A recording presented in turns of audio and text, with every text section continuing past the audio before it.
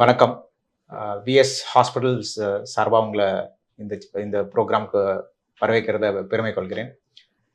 World cancer day, உலக புற்றுநோய் தினம் அப்படின்னு சொல்லி பிப்ரவரி மாதம் 4ஆம் தேதி கொண்டாடப்படுகிறது. இந்த ப்ரோக்ராம் நம்ம நடத்துறது என்ன நினச்சோன்னா, கேன்சர் அதாவது புற்றுநோய் மற்றும் அதுக்கு சம்பந்தமான ஜெனட்டிக்ஸ், மரபியல்னு சொல்கிறோம் இல்லையா, இதை பற்றி என்ன நீங்கள் ஜென்ரலாக தெரிஞ்சுக்கணும், இதை பற்றி தெரிஞ்சிக்க வேண்டிய பேசிக்கான சில உண்மைகள், தப்பான கருத்துக்களை களைவது, இதை பற்றி தான் நம்ம பேசலான் இருக்கோம். என்னோட ஒரு விருந்தினர் இருக்காங்க. நான் மருத்துவர் ஏசி செந்தில்குமார். நான் ஒரு புற்றுநோய் அறுவை சிகிச்சை நிபுணர். என்னோட இருக்கிறது பவித்ரா, மரபியல் நிபுணர். மரபியல் நிபுணர்னா என்ன பவித்ரா? அப்படின்னா என்ன? உங்களுடைய வேலை என்ன? இது மரபியல்னா என்ன? மரபியல்னா நமக்கு தெரிஞ்ச மாதிரி ஜீன்ஸ் தான் மரபியல்னு சொல்லுவோம். ஜீன்ஸ்னாலே எல்லாம் சொல்லுவாங்க, அப்பா கிட்ட இருந்து வரும், அம்மா கிட்ட இருந்து வரும், அப்பா கிட்ட இருந்து பாதி ஜீன்ஸ், அம்மா கிட்ட இருந்து பாதி ஜீன்ஸ், அந்த மாதிரி தான். ஸோ சில புற்றுநோய், சில கேன்சர்ஸ் இந்த மாதிரி ஹெரிடிட்ரியா, அதாவது அப்பா கிட்ட சைட்ல இருந்தோ இல்ல அம்மா வீட்டு சைட்ல இருந்தோ அந்த மாதிரி வரக்கூடியது தான் சில விதமான புற்றுநோய். ஒரு ஜெனட்டிக் கவுன்சிலர், அதாவது மெடிக்கல் ஜெனட்டிசிஸ்ட், நான் என்ன பண்ணுவேன்னா, இந்த மாதிரி பேஷண்ட்ஸ் யாருக்கெல்லாம் இந்த மாதிரி ஃபேமிலியிலேருந்து புற்றுநோய் வர்றதுக்கான சான்சஸ் அதிகமா இருக்கும், அவங்களெல்லாம் ஒரு எவாலுவேஷன் பண்ணி அவங்களுக்கு ஒரு ஜெனட்டிக் டெஸ்ட் கொடுப்போம். அதாவது அதுக்கு எதனால வந்திருக்குன்னு கண்டுபிடிக்கிற மாதிரி ஒரு ஜெனட்டிக் டெஸ்ட் கொடுப்போம். அந்த டெஸ்ட்ல இந்த மாதிரி ஏதாவது கண்டுபிடிச்சிருக்கோம் அப்படின்னா அதுக்கேற்ற மாதிரி மேனேஜ்மெண்ட்டுக்காக இதெல்லாம் நாங்கள் பண்ணுவோம். ஸோ இப்போ நம்ம இந்த ஹெரிட்ரின்னு சொல்கிறது, அதாவது பரம்பரையாக வர புற்றுநோய் சொல்கிறோம் இல்லையா, அது எந்த அளவுக்கு காமனாக இருக்குது? அதாவது ஒரு 100 பேர் புற்றுநோயோட வராங்கன்னா ஒரு அதில் எத்தனை ஆக்சுவலாக பரம்பரையாக வர்றதுன்னு சொல்கிறோம்? பரம்பரையா வர்றது பார்த்தீங்கன்னா புற்றுநோயில ஒரு 100ல 5லேருந்து 10 பேருக்கு, அதாவது 5 to 10% வர கேன்சர்ஸ்ல ஒரு 5லேருந்து 10% மக்களுக்கு பரம்பரையா வர்றதுக்கான சான்சஸ் இருக்கு. இதெல்லாம் மோஸ்டா பார்த்தோம்னா மார்பக புற்றுநோய், கருப்பை புற்றுநோய், அப்புறமா யூட்ரஸ் கேன்சர், அப்புறம் பான்கிரியாஸ்ல வர புற்றுநோய், அப்புறம் மேல்ல பார்த்தோம்னா ப்ராஸ்டேட்ல வர புற்றுநோய், இதெல்லாம் இந்த மாதிரி பரம்பரையா வர்றதுக்கான சான்சஸ். அது மட்டும் இல்லாம பெருங்குடல்ல வர்றது, இதுவுமே பரம்பரையா வர்றதுக்கான சான்சஸ் இருக்கு. ஓகே, இப்போ ஒரு புற்றுநோய் அறுவை சிகிச்சைனா என்ன பண்றீங்க அப்படின்னு கேட்டாங்கன்னா நம்ம சொல்லுவோம், நாங்க முதல்ல பேஷண்ட்ஸ் வராங்கன்னா அவங்களுக்கு புற்றுநோய்க்கான வாய்ப்பு இருக்கான்னு அசஸ் பண்ணுறோம். அவங்களுடைய சிம்டம்ஸ் அனலைஸ் பண்ணி, அவங்களுடைய என்ன பிரச்சனைகளோட வராங்களோ அதெல்லாம் டெஸ்ட் பண்ணி பார்த்து, தேவையான இந்த ப்ரொசீஜர்ஸ் பயாப்சி பண்ணி அது கேன்சர்னு கன்ஃபார்ம் பண்ணி அது என்ன வகையான வைத்தியம் பண்ணுறோம் அப்படின்னு சொல்கிறோம்.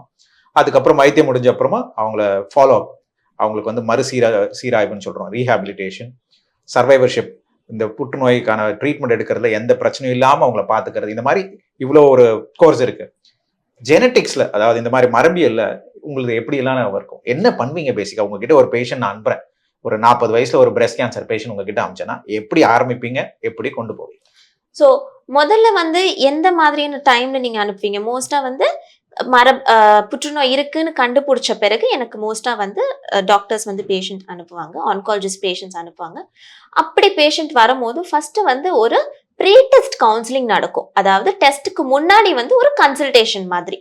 இதுல என்ன பண்ணுவோம்னா, ஃபேமிலியில யாருக்கெல்லாம் இருக்கா, ஃபேமிலி பத்தி ஒரு பெருசா ஒரு ஃபேமிலி பெடிகிரின்னு சொல்லுவோம். அதாவது பேஷண்ட்ல இருந்து 2 ஜெனரேஷன் அபவ், அம்மா அப்பாவுடைய ஜெனரேஷன், அதுக்கப்புறம் பாட்டி தாத்தா ஜெனரேஷன், இவங்களை பத்திலாம் கொஞ்சம் டீடைல்ஸ் ஹிஸ்டரி எடுப்போம். யாருக்கெல்லாம் கேன்சர் இருந்ததா, இல்ல வேற ஏதாவது விதமா கட்டிங் எந்த மாதிரி இருந்ததா, அந்த மாதிரிலாம் ஒரு டீடைல் ஹிஸ்டரி, எந்த வயசுல வந்தது, என்ன எப்படி இருக்காங்க, அந்த மாதிரி ஹிஸ்டரி எடுப்போம். அது மட்டும் இல்லாம அவங்களுக்கு இல்ல அவங்க பசங்க இல்ல அவங்களுடைய கிராண்ட் சில்ட்ரன், இவங்களோட டீடைல்ஸும் கலெக்ட் பண்ணுவோம். இதுக்கு அடுத்து ரிஸ்க் அசஸ்மெண்ட்னு சொல்லுவோம். இவங்களுக்கு பரம்பரையா கேன்சர் வரக்கூடிய சான்சஸ் எவ்வளோ இருக்கு அப்படின்றது பார்ப்போம். அதுக்கு அடுத்து அவங்களுக்கு டெஸ்ட் வேணுமா வேணாமா, அதாவது இந்த மரபணு டெஸ்ட் பண்றது வேணுமா வேணாமான்றது நம்ம அடுத்து பார்த்து, நம்ம யார் அனுப்புனாங்களோ அந்த ஆன்காலஜிஸ்ட், அந்த டாக்டர் கிட்ட கன்சல்ட் பண்ணி இந்த மாதிரி டெஸ்ட் கொடுக்க போறோம் அப்படின்னு கன்சல்ட் பண்ணி டெஸ்ட் கொடுப்போம். டெஸ்ட் ரிசல்ட் வந்த பிறகு திரும்ப அந்த பேஷண்ட்டை பார்த்து இந்த மாதிரி ரிசல்ட் வந்திருக்கு, இதுல இந்த மாதிரிலாம் ஆப்ஷன்ஸ் இருக்கு, இந்த மாதிரிலாம் பண்ணலாம், இல்ல உங்களுக்கு ஏதாவது கண்டுபிடிச்சிருக்கோம்னா உங்களுடைய கூட பிறந்தவங்க, அப்போ உங்க பசங்க இவங்களுக்கெல்லாமும் டெஸ்ட் பண்ணி பார்த்து இவங்களுக்கெல்லாமும் இந்த மாதிரி சான்சஸ் ஆஃப் கேன்சர் இருக்குன்னா அவங்களுக்கெல்லாமும் இந்த மாதிரி மேனேஜ் பண்ணலாம்.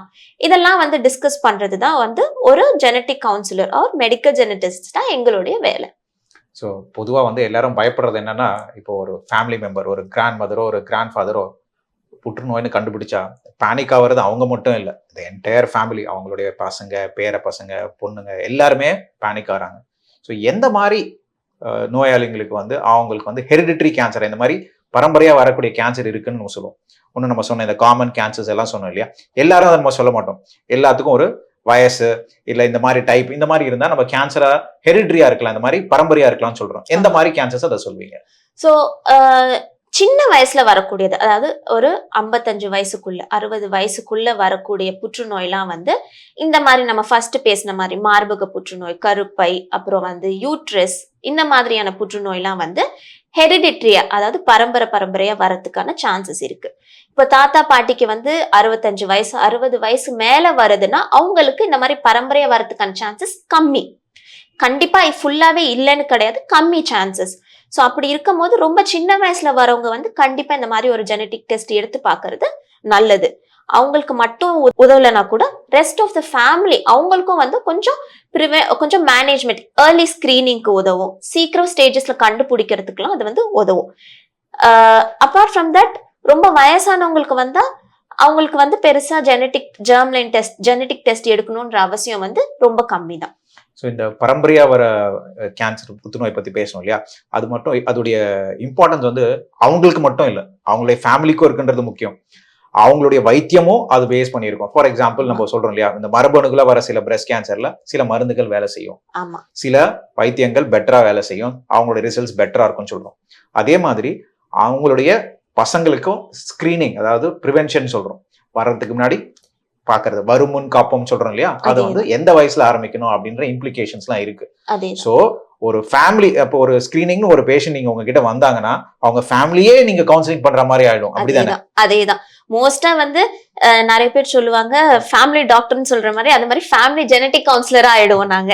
அவங்களுக்கு ஃபர்ஸ்ட் ஆரம்பிச்சு அதுக்கப்புறம் அவங்களுடைய கூட பிறந்தவங்க, அவங்களுடைய பசங்க எல்லாரையுமே வந்து மீட் பண்ணணுமா இருக்கும். இன்னொன்னு சொல்ல விரும்புறது என்னன்னா, மோஸ்டா கேன்சர்ஸ் இதெல்லாம் வந்து 18 வயசுக்கு மேலதான் வரும். சில கேன்சர் தான் வந்து சின்ன வயசுல வரும்.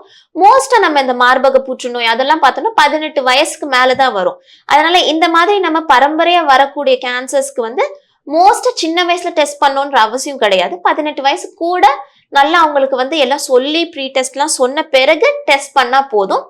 சின்ன வயசுலயே வரக்கூடிய கேன்சர்ஸ், பிரெயின் கேன்சர் அந்த மாதிரி ஏதாவது வந்தாதான் வந்து சின்ன வயசுலயே டெஸ்ட் பண்றதுக்கான அவசியம் இருக்கும். ஸோ இந்த பரம்பரையா வர கேன்சர்ஸ் புற்றுநோய் பத்தி நம்ம பேசும்போது யாருக்கு அந்த டெஸ்ட் பண்ணணும் நம்ம பார்க்குறோம். ஜென்ரலா நம்ம கிளினிக்ல நம்ம என்ன சொல்லுவோம்னா, ஒரு கேன்சர் வந்து ஒரு ஓவரியன் கேன்சர் ஒரு 50 வயசுல 55 வயசுல நார்மல் ஆன்செட் இருக்குன்னா, ஒரு 10 வருஷம் முன்னாடி வரவங்களுக்கு வந்ததுன்னா நம்மளுக்கு ஒரு ரிஸ்க் வந்து ஜாஸ்தின்னு சொல்றோம்.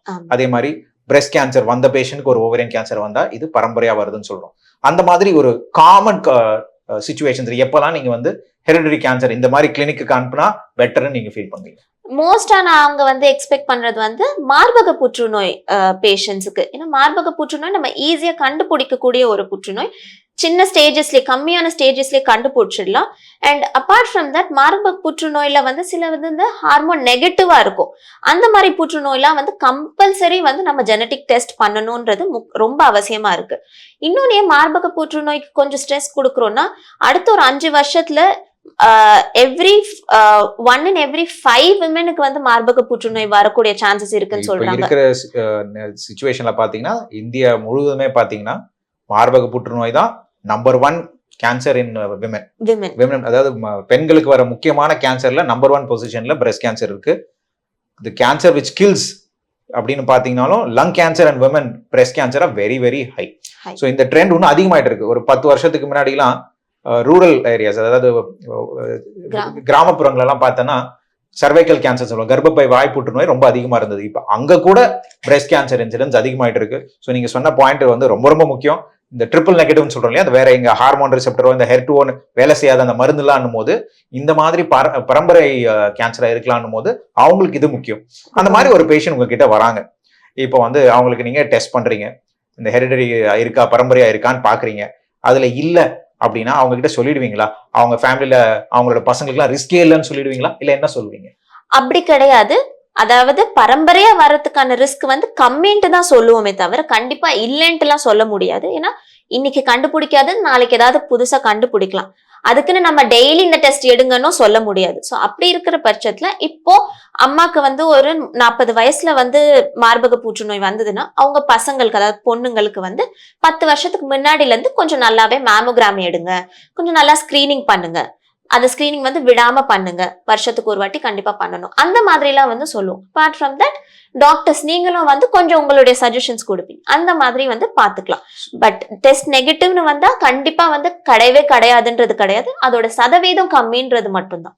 ஸோ நமக்கு தெரிஞ்ச அந்த ஜெனட்டிக் மியூட்டேஷன், அந்த மரபியல் பிரச்சனை இல்லைன்னு தான் நம்ம சொல்ல முடியுமே தவிர இது பரம்பரையா வராது நம்ம சொல்ல முடியாது. நமக்கு தெரியாதது இன்னும் நிறைய இருக்குன்னு சொல்ல வரீங்க. ஆமா, நமக்கு தெரியாத சயின்ஸ் இன்னும் நிறைய இருக்கு. இப்போதைக்கு இருக்கிற நாலேஜ்ல நம்ம எதுவும் கண்டுபிடிக்கல. ஓகே, இப்போ இந்த ஹெரிடிரி கிளினிக்லாம் வராங்க இல்லையா? இப்போ இந்த பேஷண்ட்ஸ் வந்து வைத்தியம் முடிச்சதுக்கு அப்புறம் ஃபாலோ அப்ல அவங்களுக்கு ஏதாவது நீங்க பண்ணுவீங்களா ஹெரிடிரி கிளினிக்ல?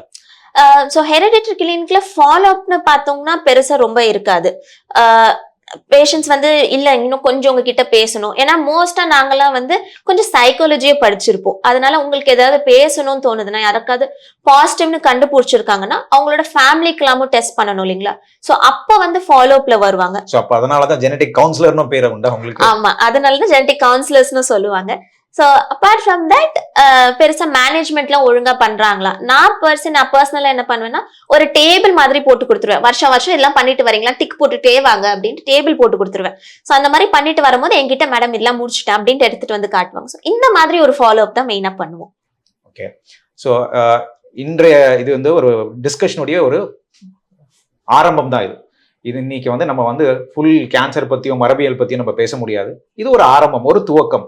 இன்றைக்கு வந்து நம்ம மரபியல்னா என்ன, புற்றுநோய்க்கும் அதுக்கும் என்ன சம்பந்தம், ஒரு மரபியல் நிபுணர் என்ன பண்றாங்க, ஒரு புற்றுநோய் அறுவை சிகிச்சை நிபுணர் எப்போ இந்த மாதிரி ஒரு மரபியல் நிபுணர் கிட்ட இந்த மாதிரி ஒரு நோயாளி அனுப்புவாங்க, ஏன் வந்து அந்த ஃபேமிலியே அது பார்க்கணும், அதோடைய இம்பார்ட்டன்ஸ் என்ன நம்ம புரிஞ்சுக்கிட்டோம். இதுதான் வந்து இதோட ஃபர்ஸ்ட் இந்த எங்களுடைய மீட்டிங் அந்த டாக்குக்கான ஃபர்ஸ்ட் எபிசோட் மாதிரி நீங்க எடுத்துக்கலாம். சப்சிக்வெண்டா இனிமேல் வரப்போற சமயங்கள்ல ஒவ்வொரு புற்றுநோய்க்கும் அதோடைய மரபியல்னா என்ன, அதுக்கு என்ன பண்ணணும், அதுக்கு டெஸ்ட் என்ன பண்ணுவணும், அந்த டெஸ்டுடைய இம்ப்ளிகேஷன், அந்த மாதிரி டீடைலா நம்ம பார்க்கலாம். வேற ஏதாவது நீங்க கருத்து சொல்ல விரும்புறீங்க? தேங்க்யூ. இதோட நம்ம இன்றைய உரையை முடித்துக் கொள்ளலாம். நன்றி, வணக்கம். Presented in public interest by VS Hospitals, Chetpet and Kilpak. Call 996222 42000.